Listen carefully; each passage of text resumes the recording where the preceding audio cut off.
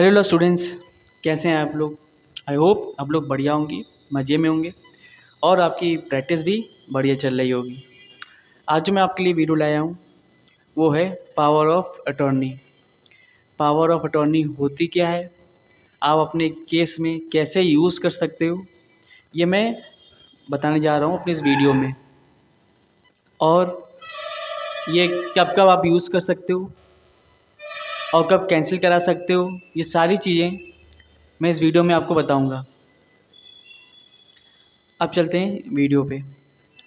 Power of attorney ये एक document होता है जो कि एक पार्टी दूसरी पार्टी को करती है। एक पार्टी की जो राइट्स होते हैं वो अपने राइट्स दूसरी पार्टी को या दूसरे पर्सन को, या उसको एजेंट बोल सकते हो, उसको देती है कि वो उस चीज़ को या उस प्रॉपर्टी को जो उस पावर ऑफ अटॉर्नी में मेंशन्ड है उसको यूज़ कर सके। एक एग्ज़ाम्पल थ्रू मैं बताता हूँ आपको। जैसे कि एक बंदा है ए, दूसरा है बी। ए है के पास है एक प्रॉपर्टी है, उसके पास टाइम नहीं है उस प्रॉपर्टी को सेल करने का, तो वो बी को पावर ऑफ अटॉर्नी देगा। उससे बोलेगा कि आप उस प्रॉपर्टी को सेल करो।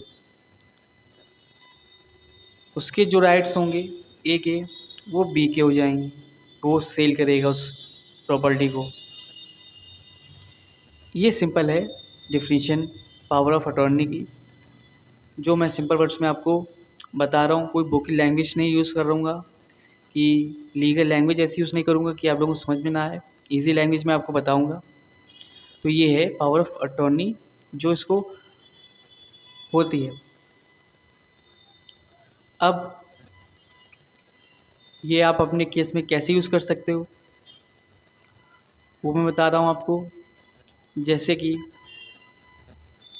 आपका पास एक कोई केस आया है जिसमें आपका क्लाइंट जो है एक वृद्ध महिला है, बूढ़ी महिला है या बूढ़ा इंसान है, कोई भी जेंट्स है, लेडीज़ है, कोई भी है, वो डेली कोर्ट नहीं आ सकती है, आ सकता है, या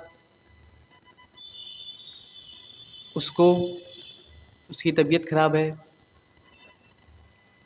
या डिसेबिलिटी है कोई भी,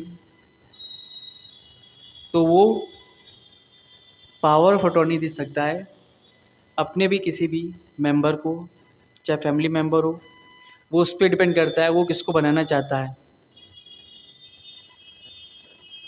जब वो उसको पावर देगा कि जो मैंने केस फाइल किया है वो अब वो बंदा आगे से देखेगा, जहाँ साइन होंगे वो बंदा करेगा, जहाँ पेश होना होगा, कोर्ट में जाना होगा, वो वहाँ जाएगा। जो भी उसके राइट्स हैं वो सब उसको हैंड ओवर कर दिए जाएंगे। ये है जो आप अपने केस में यूज़ कर सकते हो।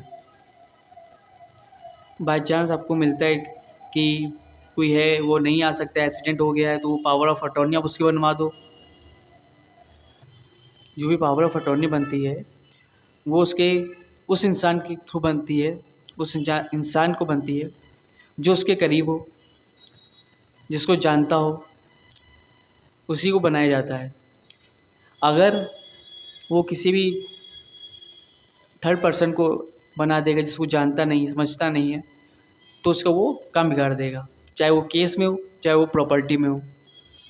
ये सारी चीज़ें हैं और इसमें कुछ चीज़ें पॉइंट्स हैं जो आपको देखने हैं जो पावर ऑफ अटॉर्नी को वैलिड रखेगा।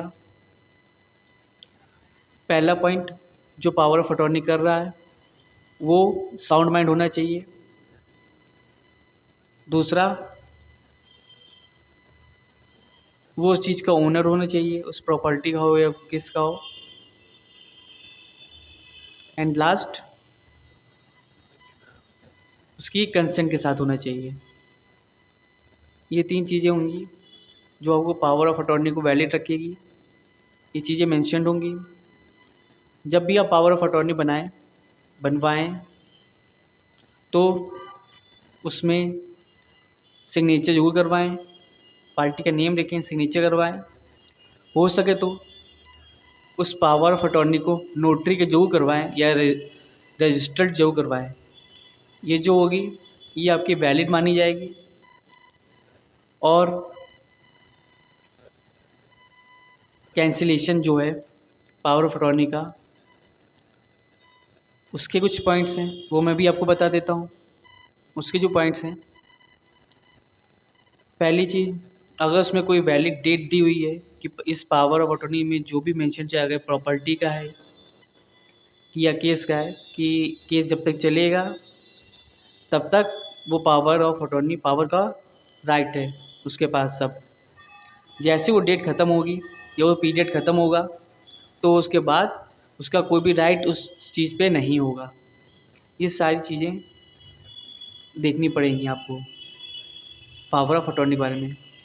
वैसे कि बहुत सी डिटेल है पावर ऑफ अटॉर्नी के बारे में, पर मैंने कुछ पॉइंट बताए हैं जो आपको आपकी केस में मदद करेंगे, जो आप एज अ लॉयर अपने केस में देख सकते हो। अगर पावर ऑफ अटॉर्नी के बारे में आपको ब्रीफ इन्फॉर्मेशन चाहिए तो मुझे कमेंट करके ज़रूर बताएं, तो उसमें मैं एक अलग वीडियो बताऊंगा, फुल डिटेल रहेगी पावर ऑफ अटॉर्नी के बारे में। और भी ऐसे लॉ रिलेटेड इन्फॉर्मेशन के लिए हमारे चैनल को लाइक कीजिए, सब्सक्राइब कीजिए। Ajit Singh lawyers kingdom.